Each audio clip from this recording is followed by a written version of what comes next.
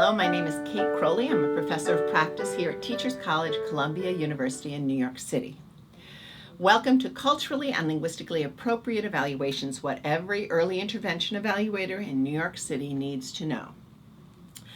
This is one module in a series of modules for some trainings that I did for the New York City Department of Health, focused on improving the quality of early intervention evaluations across disciplines.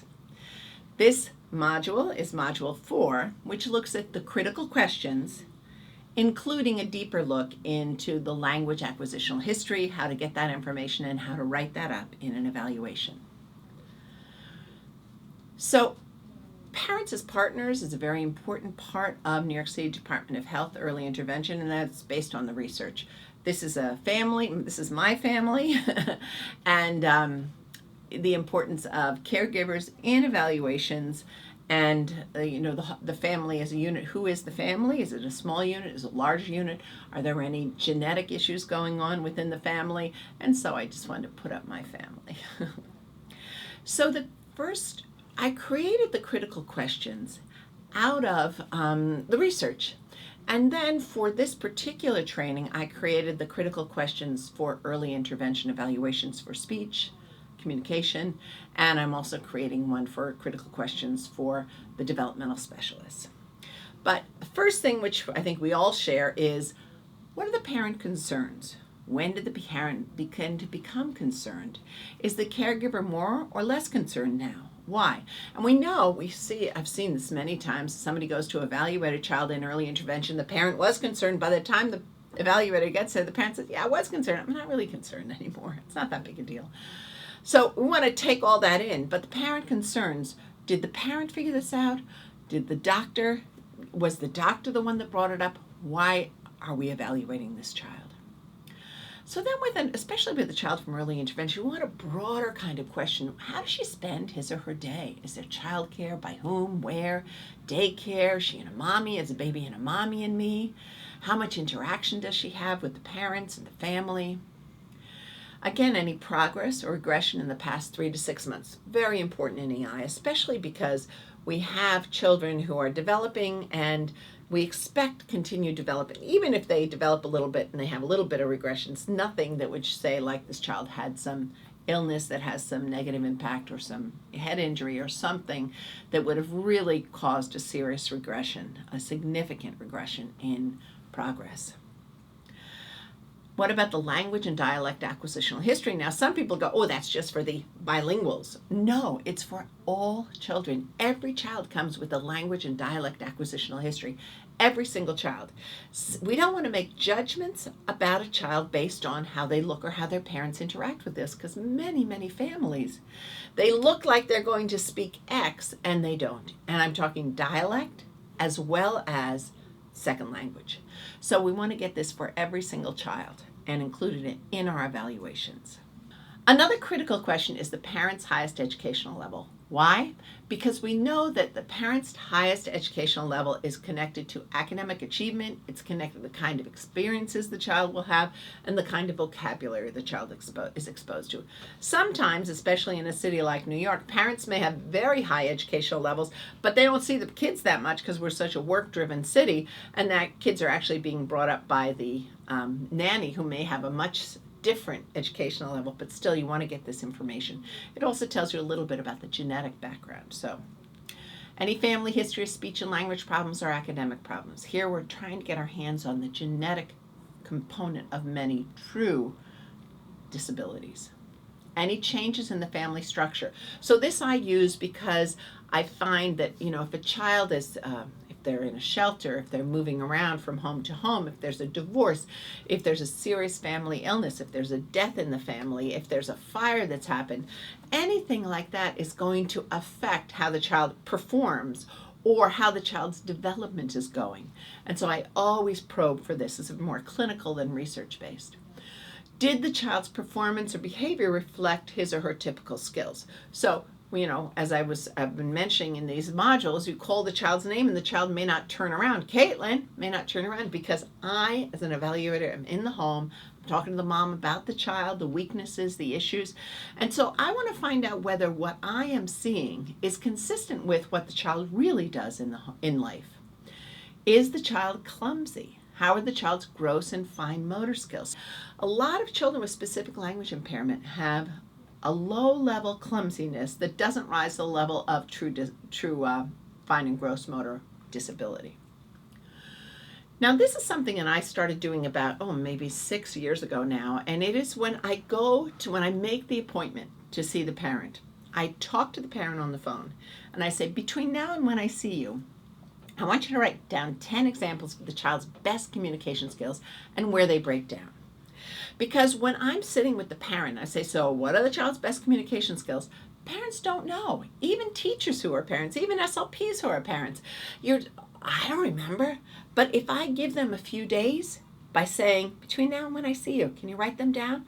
Now everybody comes in with some on their smartphone. Some are way more than 10. I only need 10. Some are 5, and sometimes that information is the most salient information because it tells me information about the child's communication skills over time in a variety of settings. Of course, we're going to look at developmental milestones, significant medical history, illnesses, the reliability of the informant, and the hearing status. I do hear that people sometimes feel that the parent is making their child look worse for various reasons to qualify for EI. But and we can get a sense of that. The parent says the child is using no words and we hear the child using a word in front of us during that limited time. We know there might be some questions with reliability. And of course, hearing status. We are lucky enough to live in New York City in a multi-dialectal and multilingual environment, so the language acquisitional history is very important. Here's an example of what I might put in. The neighborhood in which the family lives consists of multi-ethnic, culturally diverse people from Italy, Romania, Argentina, Mexico, Puerto Rico, and the Dominican Republic. Family gatherings and those with friends all center around Spanish language use. This gives you a sense of that child in their environment. So now we're going to look at a video that I did of a 2 or 10-month-old, Alex, it's not his real name, and his mom. This is the video of his mom, who's going to talk to us about her language, the child's language acquisitional history, and her concerns. Now, I'm sitting there, and I have my list of critical questions right next to me, and actually we're going to post the critical questions in Leaders Project so you can find it there. So if you want to actually have the critical questions for EI evaluations, they'll be right available to you. So let's look at this video of Alex's mom talking about language acquisitional history and concerns. Let's start with some of the critical questions. So, why don't you give me your educational background? Okay, so I am master's level school psychologist, Yep. Bilingual, Spanish. I've been working in CPSC for 14 years now. Oh, wow. Yeah, my whole career. Yeah. So you really know kids, too.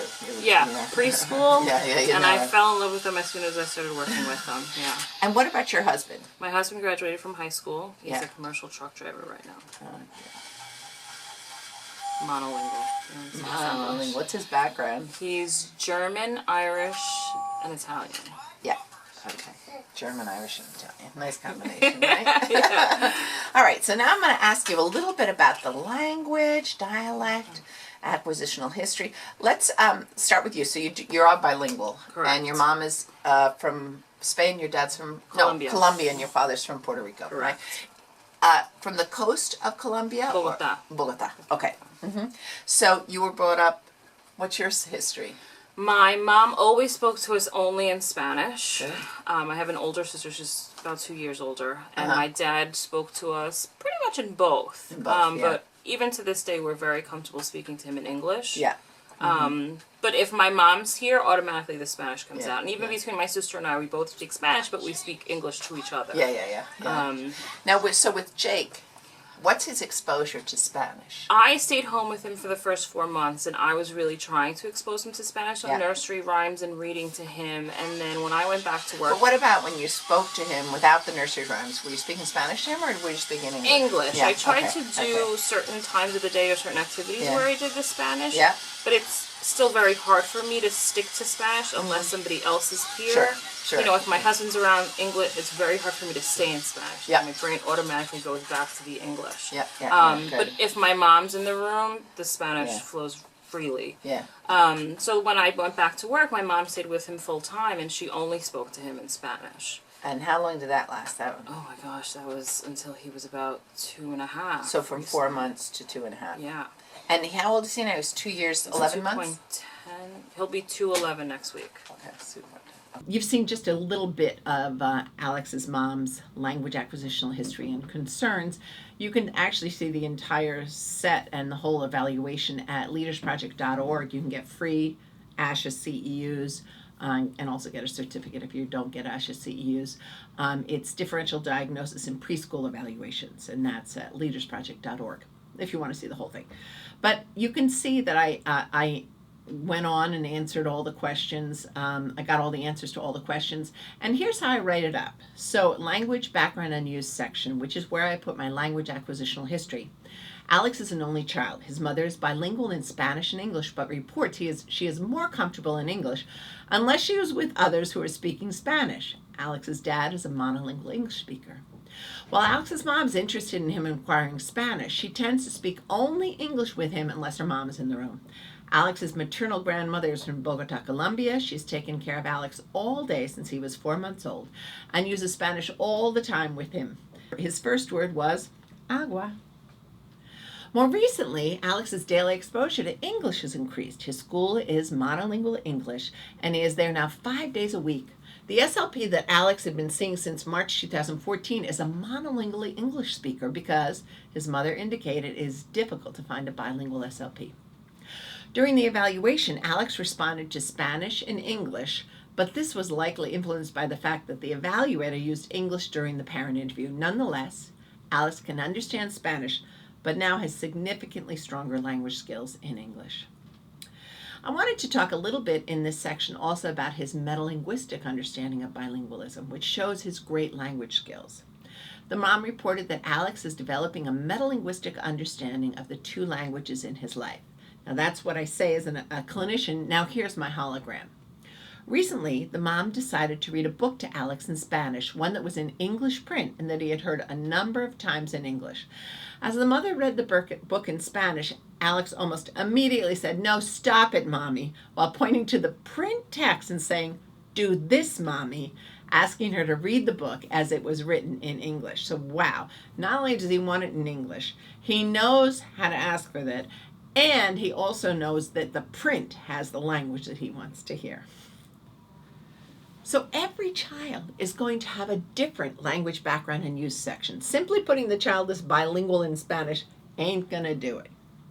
I want to read you another one.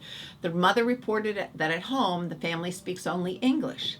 The child is with her Spanish-speaking nanny 5 days a week, 7 hours a day. The family is from Jamaica and speaks Jamaican Creole and standard American English at home. She also reported that the child's two older siblings, who are 8 and 10, speak Jamaican Creole, standard American English, and speak African American English with their peers at school. So you can see this multidialectal, multilingual, rich linguistic environment that we live in New York, which makes it a challenge to really think about the language exposure that children have to language and experiences and culture. Now, just to review, you may be asking, will the Bureau of Early Intervention accept multidisciplinary evals in which there's no standardized test to establish a developmental delay? The answer is yes. Standardized instruments are supposed to be used where appropriate, but if it's not appropriate and there's no specific instrument that's going to be good, you don't have to use it. You just have to provide information on why not. And are evaluators required to use standardized tests for an English-speaking child? No. If an evaluator determines that a standardized test is not appropriate to the child's culture, language, and developmental concern, or the instrument does not represent the child's developmental level, the evaluator writes a written justification and does not have to use it. So for more information, you can go to leadersproject.org.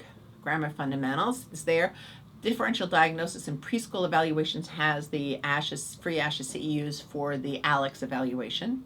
So this is of a 13-year-old. Then you have model speech language evaluations, and test reviews are the most commonly used tests.